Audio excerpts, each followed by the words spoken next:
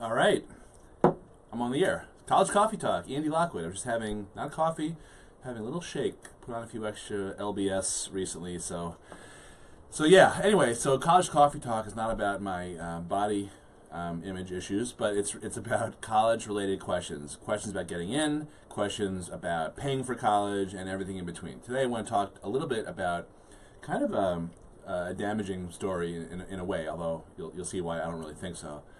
And I want to tell you a little bit about a story that that unfolded yesterday. So I have a client who worked on his essay with one of our people who work for us, and I'll give you his background. And then when school started, turned in that paper, that essay, to his English teacher as part of their assignment. They're supposed to write college essays. So, just to skip to the spoiler alert, he got a 78 on it.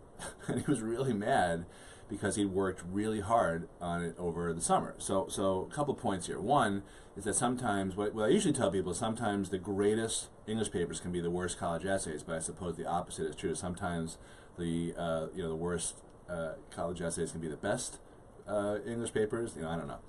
But in this case, a couple points I want to make here is, first of all, Mark, our essay person who was working with our client, was an admissions officer at the University of Chicago, which admits 7% of its applicants, and they're known for their really esoteric essays, heavy writing components of their applications. He made the decision whether or not to admit someone 1,000 times a year for 3 years. That they got about 1,000 applications each as admissions officers at U Chicago. Each application has about 4 or 5 essays, so about 4,000 to 5,000 essays per year. So that's his perspective in terms of what constitutes a great college essay. On the other hand, the English teacher most likely did not go to a school, and I have no idea who the English teacher is. I'm not going to divulge anything about the client, but generally speaking, English teachers didn't go to schools, a lot of them didn't go to schools as competitive as U Chicago, where Mark did. Actually, he's even in grad school now at Duke, so he's obviously got some good academic credentials himself. So the English teacher, who knows where they went to school. I'm also always curious, have you ever read anything that your English teacher has written?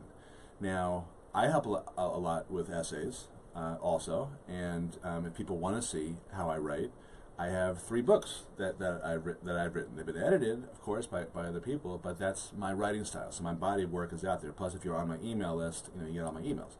So that's a little bit different. You kind of have a chance to sort of, see if my approach makes sense to you. Whereas an English teacher, you're just kind of accepting that they know what they're talking about. So I went through some of the comments, with the client's mom. And a lot of English teachers, they grade off of this rubric, so they didn't like the introductory paragraph, so they took 10 points off, instead of 1 or 2 points. They didn't they thought that the essay didn't say enough about the client, so they took off 5 points instead of 1 or 2 points. So it was pretty harshly graded.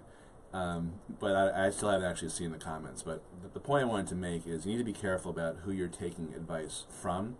And I have no problem with English teachers or anyone that you trust at your school looking over your essays, but you have to take every bit of advice you get, even from me or a Mark or any of the other admissions officers that work for us or anyone else that you speak to, with a grain of salt. You've got to use your own judgment. And when I went through the comments with my client's mom, Debbie, I didn't think that they were out of line. I disagreed with a couple of them, but I could see the point with a couple of others. But getting to a 78, man, that was very harsh in my opinion. And this was probably the one bit of writing that this kid has worked on the hardest his entire life too. So that wasn't so nice either. But anyway, that's my point. Just be careful who you take your advice from. So. We have these workshops coming up. I'm going to be speaking tonight in Manhasset. We technically sold out. We booked all of the seats that we had allotted for us, and the library, has gotten a bunch of their own seats filled too. So we may get some no-shows. If you're in the Manhasset area, please feel free to try to stop by. Come early. It starts at 7, but maybe show up 15, 20 minutes early. And also the rest of our schedule of speaking for this fall, as we enter crunch time, is posted on our website, collegeplanningGuru.com. All right. Thanks for watching. If you have any questions or comments, you can see on this page. I'm always popping in to see if I can answer any questions. So feel free to leave them. Talk to you soon. Bye-bye.